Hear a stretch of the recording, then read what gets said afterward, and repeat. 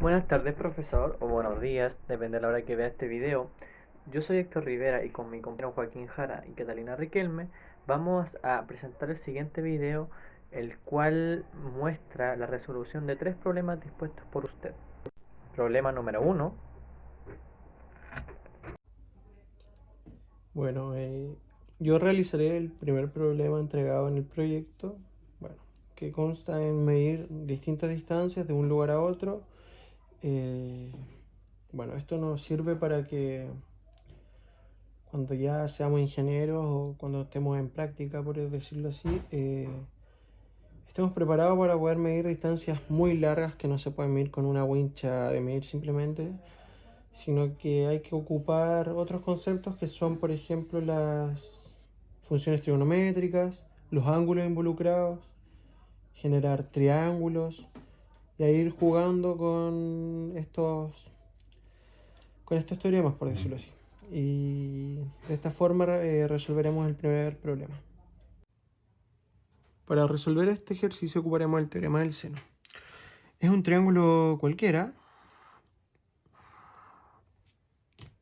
que tiene vértices A, B y C. Tiene un ángulo alfa, su lado opuesto es A.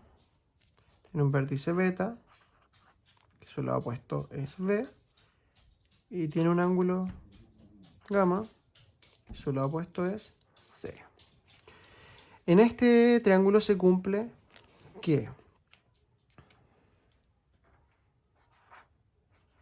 el seno del ángulo partido su lado opuesto es igual al seno del otro ángulo, en este caso beta, partido su opuesto. Esto es igual al seno del último ángulo, en este caso es gamma, partido su opuesto. Esta sería la fórmula que vamos a ocupar para calcular la mayoría de las distancias en nuestro ejercicio.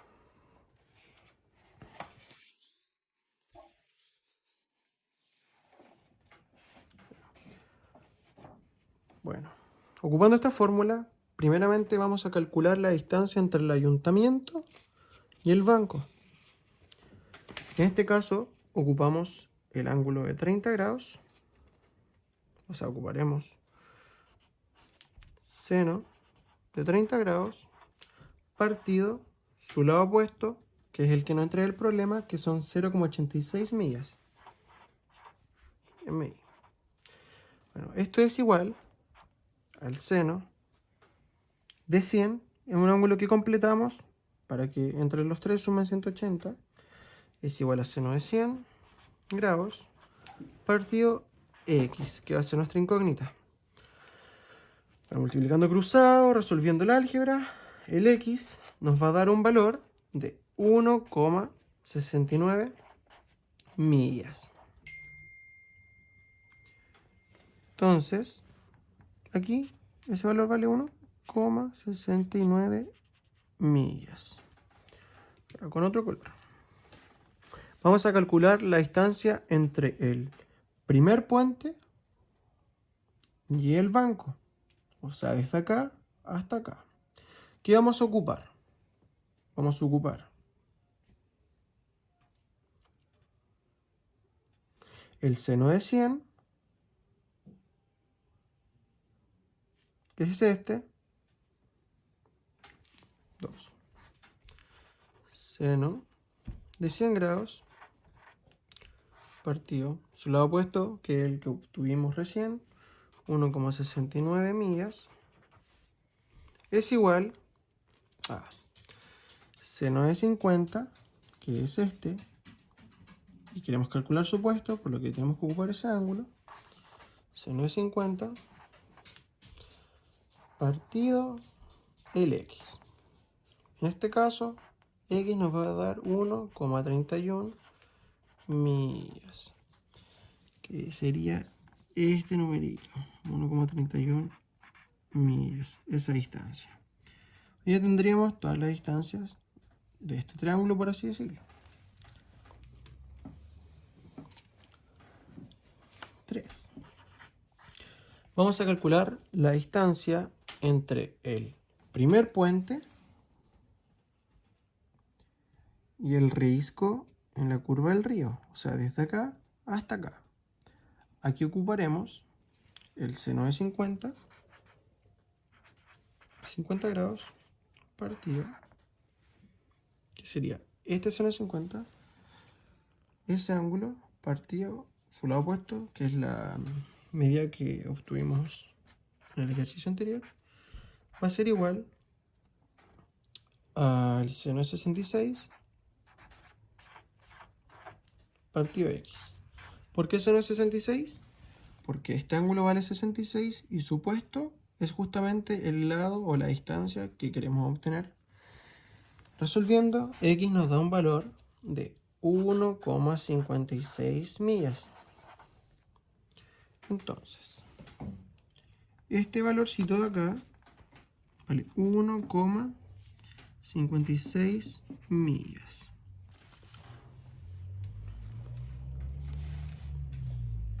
Otro color con azul. 4. Vamos a calcular la distancia entre el banco y el risco en la curva del río. O sea, desde acá hasta acá.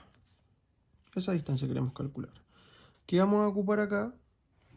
El seno de 50 grados partido 1,31 millas. En este caso vamos a ocupar este seno de 50 partido 1,31 millas, que ya lo teníamos. Va a ser igual al seno de 64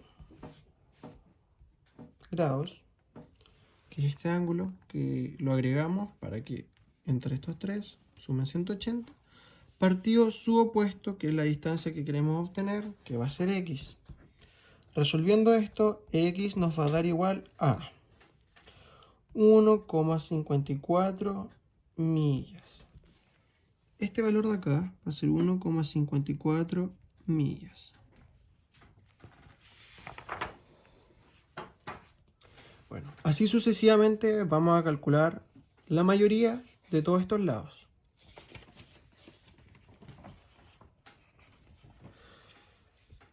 Por ejemplo, la distancia entre la iglesia,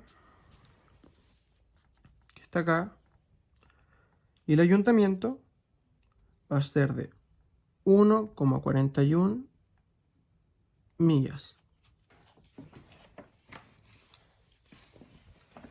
La distancia entre la iglesia y el primer puente, de aquí hasta acá, va a ser de 0,73 millas. La distancia entre el banco y el segundo puente, o sea, desde acá hasta acá, va a ser de 1,42 millas. La distancia desde el segundo puente y al risco en la curva del río, o sea, desde acá hasta acá, va a ser de 1,26 millas. La distancia entre el segundo puente y la escuela, desde aquí hasta acá, va a ser de 1,51 millas. La distancia entre risco en curva del río y la escuela, o sea, desde acá hasta acá, va a ser de 1,08 millas. Así vamos completando casi todas las distancias con el mismo procedimiento del teorema del seno. El único que nos faltaría sería desde bomberos a la escuela, que sería de 1,30 millas.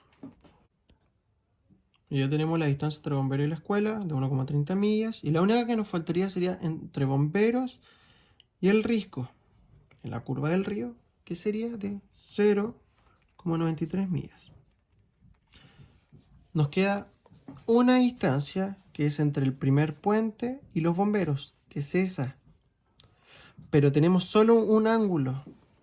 No podemos hacer nada con solo un ángulo ocupando el teorema del seno para obtener esa distancia. Tenemos que ocupar otro teorema, que es el teorema del coseno. ¿Cómo funciona el teorema del coseno? Que es es un triángulo cualquiera con su, bueno, un triángulo A, B, C, con ángulo alfa, beta, gamma, sus lados opuestos respectivamente de cada ángulo. Y aquí se cumple que a cuadrado es igual a b cuadrado más c cuadrado menos 2 por b por c por coseno de alfa. Son prácticamente ecuaciones. B cuadrado es igual a cuadrado más c cuadrado menos 2 por a por c por coseno de beta. Y c cuadrado lo vamos a obtener mediante a cuadrado más b cuadrado menos 2 por a por b por coseno de gamma.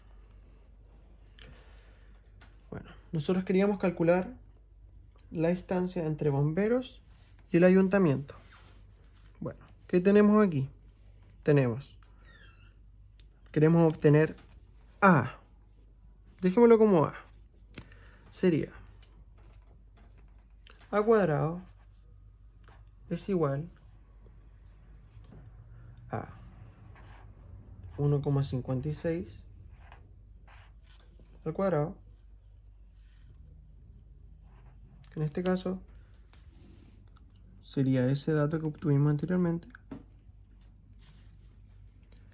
que sería como el B,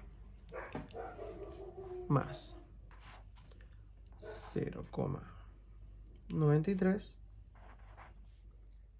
al cuadrado, que sería C, que también lo obtuvimos anteriormente mediante el teorema del coseno, menos 2 por 0,93, que es B, por 1,56,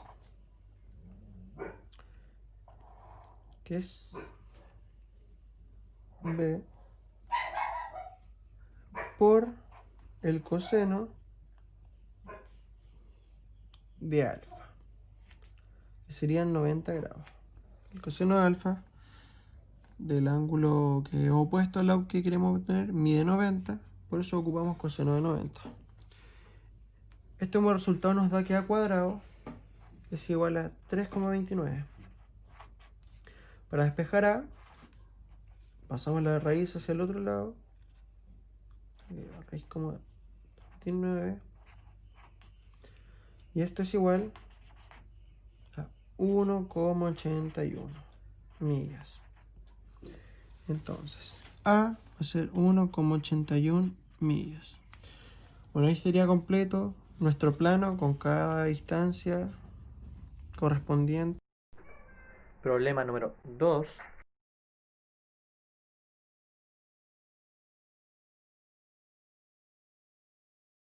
Primero voy a comenzar dibujando lo que sería el puente.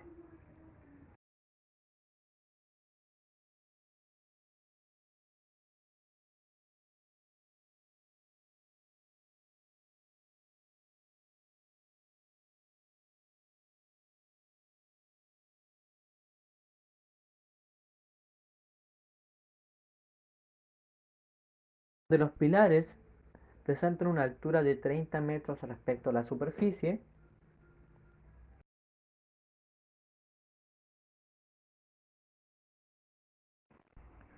Un punto más bajo que respecto a la superficie son 10 metros.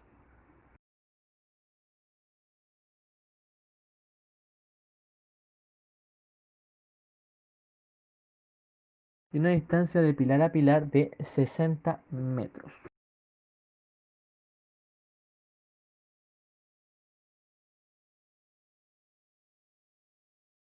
La primera pregunta nos dice que definamos la ecuación de la parábola. Para esto comenzaremos a graficar la parábola de los lazos del puente en un plano cartesiano.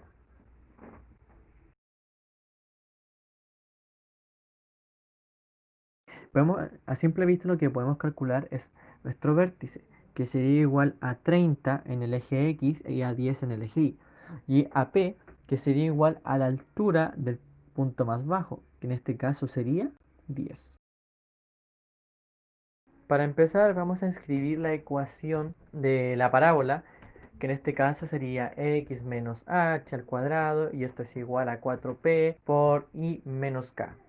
Y al reemplazar esto nos quedaría que x menos 30 al cuadrado es igual a 4 por 10, que en este caso sería 40, por y menos 10. Y ahí nos quedaría nuestra ecuación de la parábola.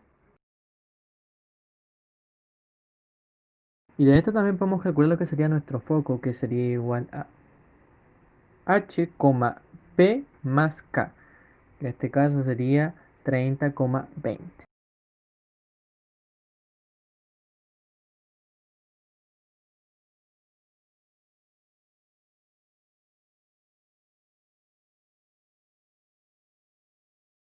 Y también podemos calcular nuestra directriz, que sería menos p más k, y esto es igual a 0.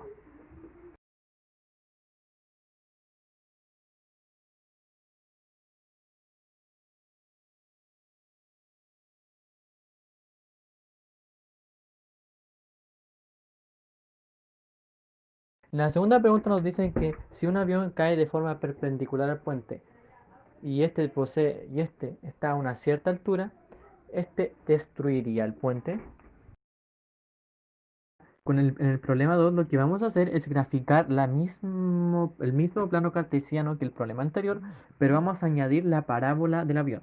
Cabe recalcar que este avión solo lo tomaremos como de referencia, ya que las alas del avión tocan 3 de la parábola.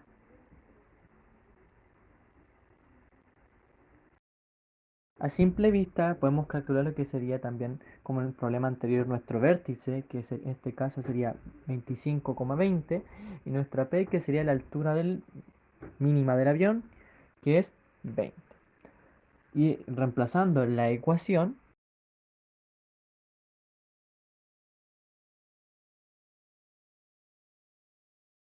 x menos h al cuadrado es igual a 4p por y menos k, nos quedaría que x menos 30 al cuadrado es igual a 80 por y menos 20.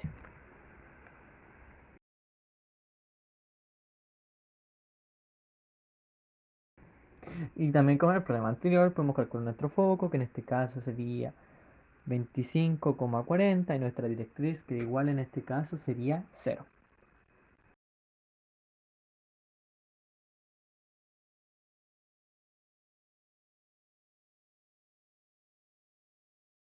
Ahora sí, analizamos de cómo cae el avión y las parábolas que se forman, concluimos que el avión sí destruiría el puente, ya que chocaría con uno de los pilares de este último. Bueno, ahora lo que vamos a hacer es encontrar los puntos de intersección. Yo lo que hice fue de las ecuaciones de la parábola, en este caso la del puente, la transformé a una ecuación general. Luego dejé lo que sería la x a la y sola, trasladando tanto el 40 con el 400 al lado izquierdo de la igualación. Luego la ecuación que me quedó la reduje y la llamé ecuación número 1. Ahora con la del avión hice totalmente lo mismo. Tomé la ecuación parabólica, la transformé a una ecuación general. Luego dejé a la y sola, trasladando el 80 y el 1600 al lado izquierdo. Luego reduje la fracción y me quedó una ecuación que la llamaré ecuación número 2. Bueno, ahora que tenemos las dos ecuaciones, las igualamos. Yo, para quitar las fracciones, lo que hice fue multiplicar toda la ecuación por 80. Luego me quedó la siguiente ecuación, la cual igualé a 0 trasladando todo lo que está a la derecha de la igualación al lado izquierdo y resolviendo por los semejantes. Luego resolví utilizando la fórmula de ecuaciones cuadráticas, determinando cuál es A, cuál es B y cuál es C. Luego resolví y me dieron dos soluciones, las cuales serían 64 1 y 5,8. Ahora, los valores que me dieron los reemplazo en la ecuación número 1 y en la ecuación número 2, donde me van a salir los dos valores que me faltan en los puntos de intersección. Recuerda que los otros valores ya los sacamos haciendo la igualación entre las dos ecuaciones.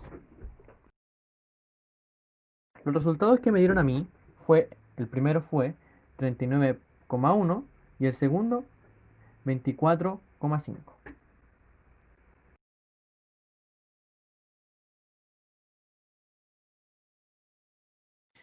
Entonces nuestros puntos de intersección van a ser el primero 64,1, 39,1 y 5,8 y 24,5. Y este último es el que nos importa, ya que este se ajustaría tanto a las medidas del avión como del puente. Problema número 3. Las leyes de Kepler. La primera ley es la ley de las órbitas elípticas. Esta dice que los planetas giran alrededor del Sol siguiendo una trayectoria elíptica en donde el Sol se sitúa en uno de los focos de la elipse. La elipse es básicamente un círculo ligeramente aplastado y por lo tanto tiene una curva plana y cerrada. Esto explica que donde la suma de las distancias a los focos de cualquier punto M que la forman es constante igual a la longitud del eje mayor, que vendría siendo AB, y al eje menor, que es CD, que está perpendicular al eje mayor, por tanto la corta en ese medio. La fórmula que presenta esta ley es la excentricidad, que es el grado de aplastamiento de la elipse y una medida de lo alejado que se encuentran los focos desde el centro. Esta se calcula con la distancia de los focos, la distancia que hay entre los focos, dividido en el eje mayor. La segunda ley, ley de las áreas. Esta nos entrega información sobre la velocidad a la que se desplaza el planeta. Donde nos dice las áreas barridas por el radio vector, que uno de los planetas del centro son iguales a tiempo e iguales a tiempo. Como vemos aquí en el gráfico, el tiempo que le toma recorrer al punto A hasta el punto B de su órbita es igual al tiempo que le toma desde el punto C al punto D. Por lo tanto, las áreas marcadas de OAD y OCD son iguales. Para que esto pueda suceder, el planeta debe desplazarse más rápidamente en las cercanías del Sol, o sea que en el foco.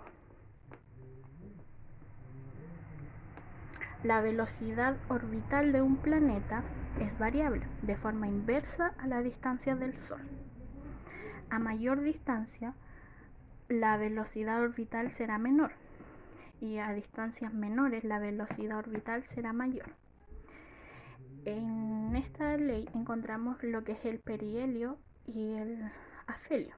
El perihelio es la velocidad máxima en el punto más cercano al Sol y el afelio es la velocidad mínima en su punto más lejano al Sol. La tercera ley es la ley de las armónicas o de los periodos. Esta es aquella que relaciona los periodos de los planetas, es decir, lo que tardan en completar una vuelta alrededor del Sol con sus radios medios. Aquí encontramos la siguiente fórmula, que son los cuadrados de los periodos de los planetas. Los cuadrados de los periodos de los planetas son proporcionales a los cubos de sus distancias medidas de sus distancias medias al Sol. El periodo se mide desde el planeta y respecto de la estrella. Este está referido al tiempo que transcurre entre estos dos pasajes sucesivos del Sol por el meridiano de una estrella.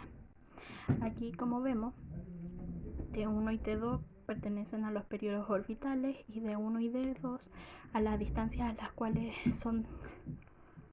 a las cuales orbitan el cuerpo central. La fórmula es válida mientras las masas de los objetos sean despreciables en comparación con la del cuerpo central al cual orbita. Y acá tenemos otra, que es donde tenemos otra fórmula que igual sirve para calcular el periodo. Y acá tenemos otra que es con los periodos, cuando se les dan a los cuerpos, se les entrega una masa determinada más la masa central.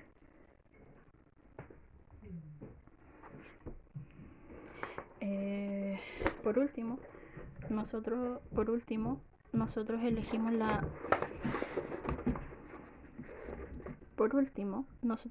la trayectoria de Marte, calcular la trayectoria de Marte. Esta la sacamos para calcular esta trayectoria. Sabemos primero que el periodo orbital de Marte es 1888 años. Luego necesitamos tener una referencia conocida, la cual puede ser la Tierra, con un periodo orbital de 1 año y una distancia de 1 unidad astronómica, que es la distancia media entre el Sol y la Tierra.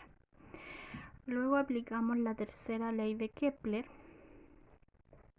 sin tomar en cuenta las masas de los cuerpos involucrados. Podemos calcular la órbita de Marte. Y esta nos dio 1,52. La órbita de Marte es una elipse. Luego, de esta misma manera se puede calcular la distancia o el periodo orbital de los demás planetas. Pero la órbita de Marte es una elipse, por lo tanto el cálculo nos da el semieje de la órbita. Para calcular el perihelio y el afelio debe introducirse la excentridad en la ecuación, como vemos aquí, donde el resultado de nuestro cálculo anterior, que es el semieje, donde A representa el resultado de nuestro cálculo anterior y E, que es la excentricidad orbital del planeta, que es 0,093 en el caso de Marte. Reemplazamos todo y calculamos. En el perihelio nos da 1,38 y en el afelio nos da 1,66.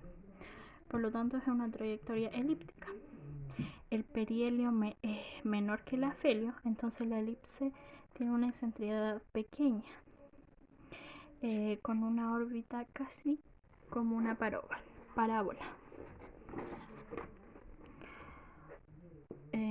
También podemos calcular la longitud de los ejes.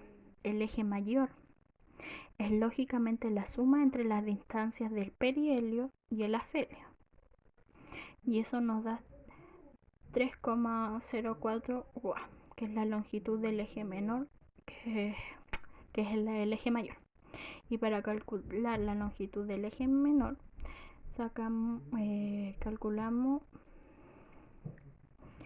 B es igual B, que es la longitud del semieje menor, o sea la mitad del eje menor, al semieje de la órbita y la excentricidad orbital.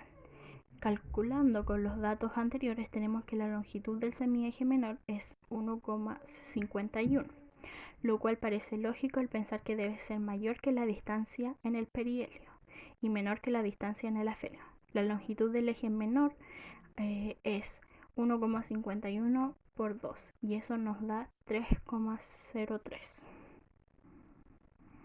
Esta es la distancia que hay entre ambos cuerpos en el semieje menor.